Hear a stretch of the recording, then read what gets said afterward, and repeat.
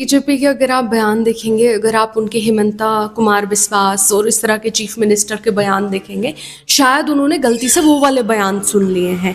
क्योंकि वर्गलाना तब होता है जब एक चीफ मिनिस्टर आके कहता है कि मैं इस कौम का चीफ मिनिस्टर हूँ, उस कौम का चीफ मिनिस्टर नहीं हूँ।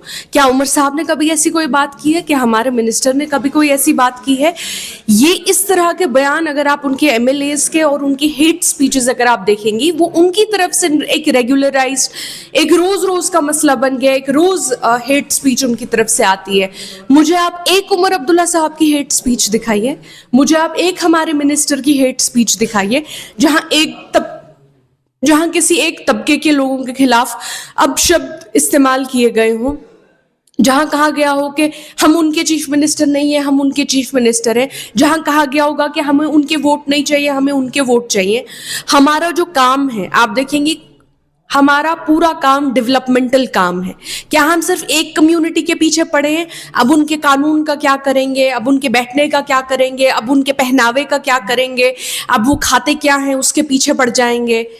नहीं, नेशनल कॉन्फ्रेंस एक पॉलिटिकल पार्टी है जो डेवलपमेंट का काम कर रही है। तो शायद बीजेपी को अपनी ही सियासत जो है, वो कहते हैं ना, अपनी ही सियासत जो है वो दूसरे पे थोप रहे हैं। आप लोगों को हमसे सियासत सीखनी चाहिए, हमको नहीं लेक्चर देना चाहिए। आपको सीखना चाहिए कि नेशनल कॉन्फ्रेंस किस तरह से मजहबी सियासत नहीं बल्कि डेवलपमेंट की सियासत करती है।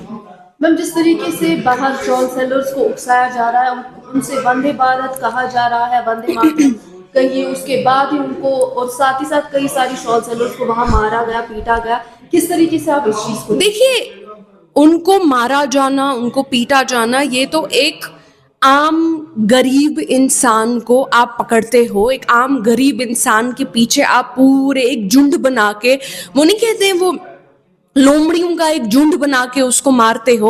ये तो कोई मर्दानगी है नहीं, पहली बात। ये तो कायरता है, जहां सारे आप 200 लोग मिलके किसी एक इंसान को मारते हो।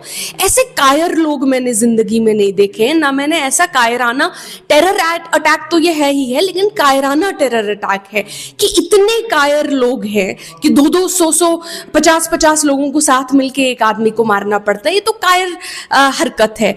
लेकिन उससे शर्मनाक बात यह है कि एक तरह से इसको नॉर्मलाइज किया जा रहा है इसमें। लेकिन मैं देखती हूँ कि जो लोग, जो कश्मीर में टेरर अटैक होता है, जो लोग लोकल इन्वॉल्वमेंट की बात करते हैं, जो कहते हैं इसमें लोकल इन्वॉल्वमेंट कितनी है, जो कहते हैं कश्मीरी लोग सड़कों पे क्यों नहीं आ रहे हैं, आज मेरा भी सवाल होगा, इसमें लोकल इन्वॉल्वमेंट कितनी है इन स्टेट्स की, वो देखने की जरूरत है।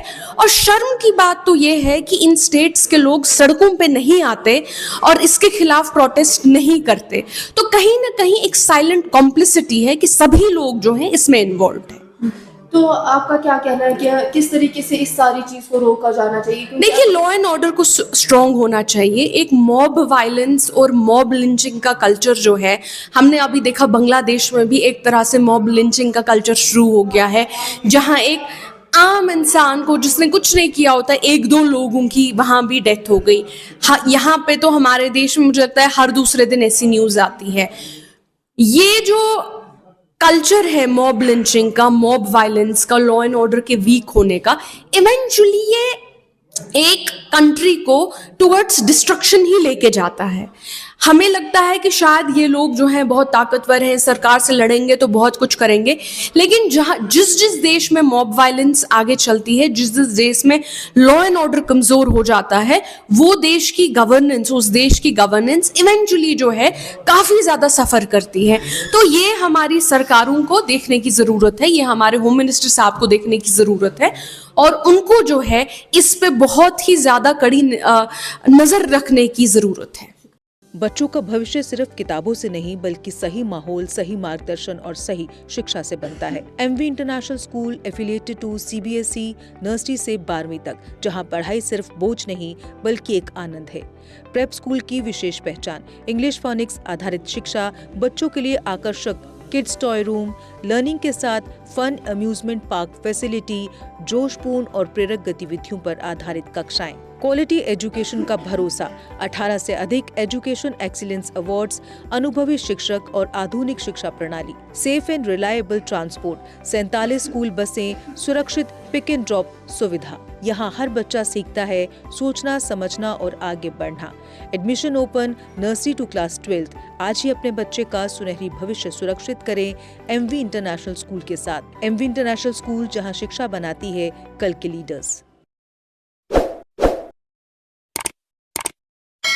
जम्मू कश्मीर की खबरों के लिए जुड़े रहिए JK अपडेट के साथ।